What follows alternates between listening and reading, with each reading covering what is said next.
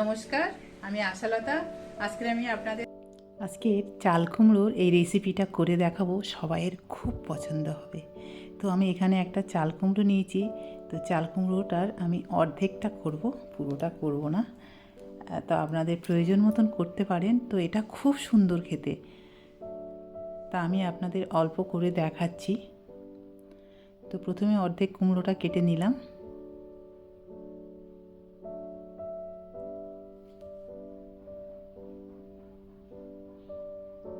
এবারে এর খোসাটা ছাড়িয়ে নেব।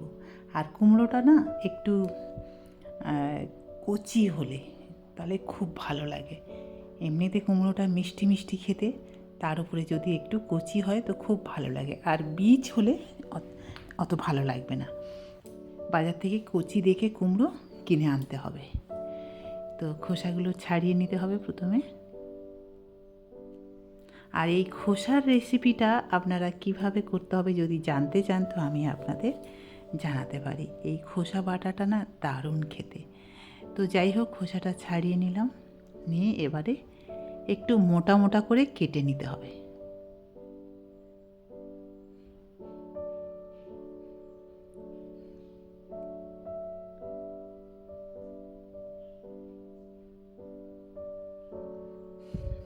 আবার এইটার আমি পাতলা পাতলা করব, ঠিক পকেট মতন করতে হবে। এই যে একটু মোটা করেছি, এটাকে আরও সরু করব, করে আবার এইভাবে পকেট করে নেব।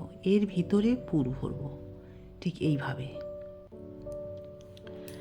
তো প্রত্যেকটা এখন এইভাবে করে নেব। একটু নিচের দিকে একটু যেন বেশি কেটে না যায়, এরকম রেখে দিতে হবে।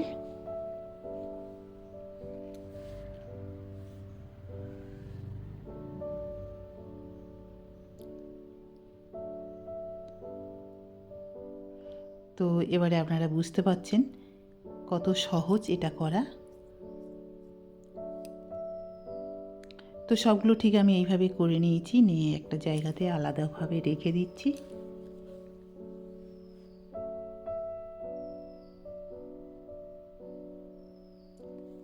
এবারে এদিকে জল গরম করে তাতে নুন আর হলুদ দিয়ে দেবো, দিয়ে এই কুমড়োগুলো একটু সিদ্ধ করে নেব।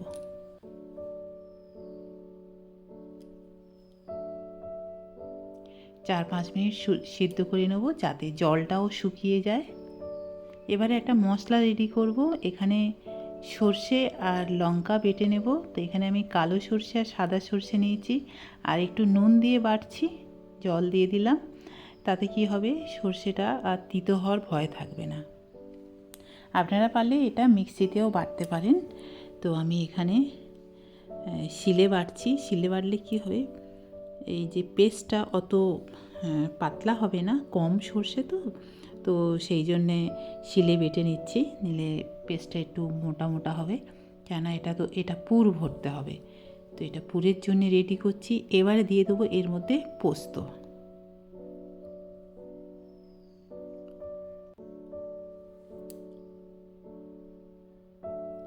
পোস্ত দিয়েও একসাথে বেটে নেব। এটা একটা মিহি পেস্ট বানিয়ে নিলাম। লঙ্কাটা এখানে দিয়ে দিলাম, কাঁচা লঙ্কা। আপনারা আবার শুকনো লঙ্কাও ব্যবহার করতে পারেন। তো কাঁচা লঙ্কাতে এটা আমি দেখেছি বেশি ভালো লাগে। আর এদিকে এটা সিদ্ধ হয়ে গেছে, জলও শুকিয়ে গেছে।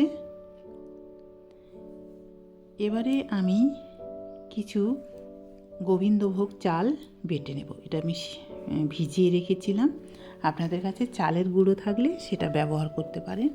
তো আমি এখানে এই চালটা ভিজিয়ে রেখে, সবসময় যে কোনো ভাজাভুজির জন্যে আমি চাল ভিজিয়ে নিজে বেটে নিই। আর এর সাথে দিয়ে দিচ্ছি কাঁচা লঙ্কা। কাঁচা লঙ্কাটাও ভালো করে বেটে নেব চালের সাথে।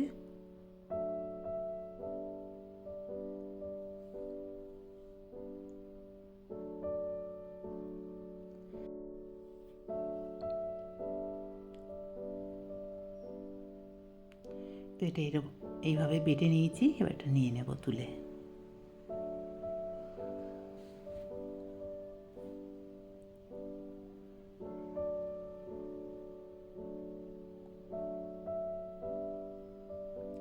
এবারে একটা ব্যাটার তৈরি করব। একটা বাটিতে নিয়ে নিচ্ছি চালের পেস্টটা, আর দিয়ে দিচ্ছি স্বাদ মতো নুন, অল্প একটু চিনি দিলাম। চিনি দিলে এটা মিষ্টি মিষ্টি খেতে ভালো লাগবে। এবারে আমি বেসন অ্যাড করব, আর হলুদ দিয়ে দিলাম একটু রঙের জন্যে। ভালো করে এইটা মিশিয়ে নিতে হবে। এবারে চাল আর বেসন দেওয়ার জন্যে এটা খুব ভালো মুচমুচে হবে, আর বেসনটা খুব ভালো বাইন্ড করবে। আর দিয়ে দিচ্ছি অল্প অল্প করে জল, খুব পাতলা করব না, একটু মোটা মোটা থাকবে।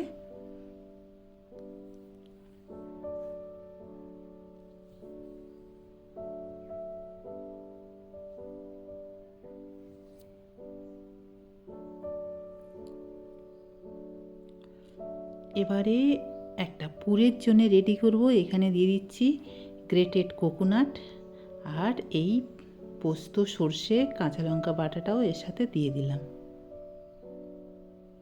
নুন, চিনি দিয়ে দিচ্ছি একটু, আর অল্প একটু নুন দিয়ে দিচ্ছি। দিয়ে এটা একটু ভালো করে মিশিয়ে নেব।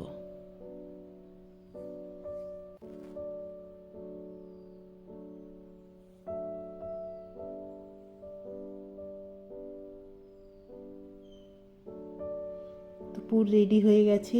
এবারে এর মধ্যে আস্তে আস্তে ভরে দিতে হবে।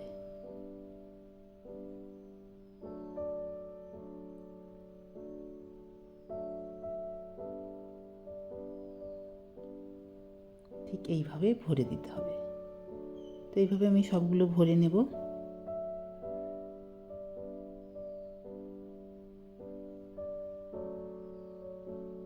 যারা চাল কুমড়ো খেতে পছন্দ করে না তাদেরও এইভাবে যদি আপনারা করে দেন, আশা করছি খুব পছন্দ করবে।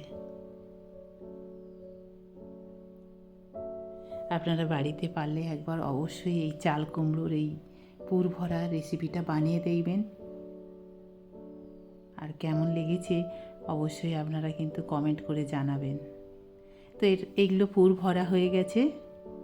এবারে এদিকে নিয়ে নিচ্ছি সর্ষের তেল। সর্ষের তেলটা গরম করতে দিই, আর এবারে এই ব্যাটারের মধ্যে একটা একটা পুর ভরা চাল কুমড়ো দিয়ে দেবো।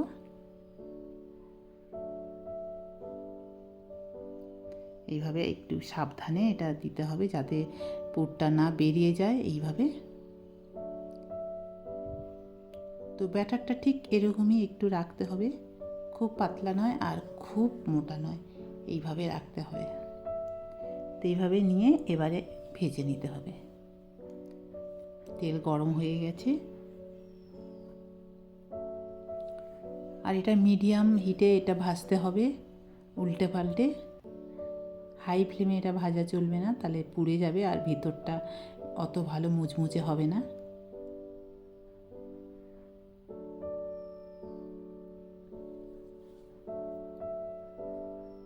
তো এটা ভাজা হয়ে গেছে, এবার এটা তুলে নেব।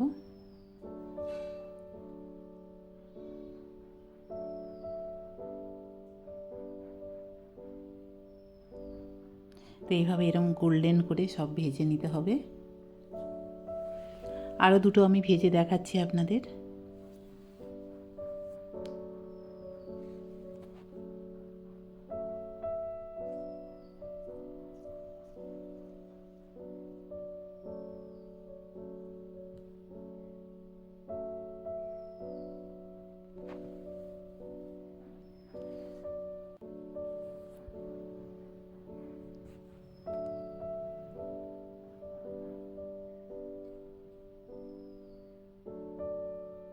তো এটাও ভাজা হয়ে গেল। তো এইভাবে আমি সবগুলো ভেজে নেব। এখন পরিবেশন করতে হবে। কেমন লেগেছে অবশ্যই জানাবেন। আমার এই রেসিপিটা যদি আপনাদের ভালো লাগে তাহলে লাইক করবেন, শেয়ার করবেন, সাবস্ক্রাইব করবেন, আর আমার বেল আইকনে ক্লিক করবেন, তাহলে নতুন নতুন ভিডিওর সাথে আপনারা আপডেট থাকতে পারবেন। নমস্কার।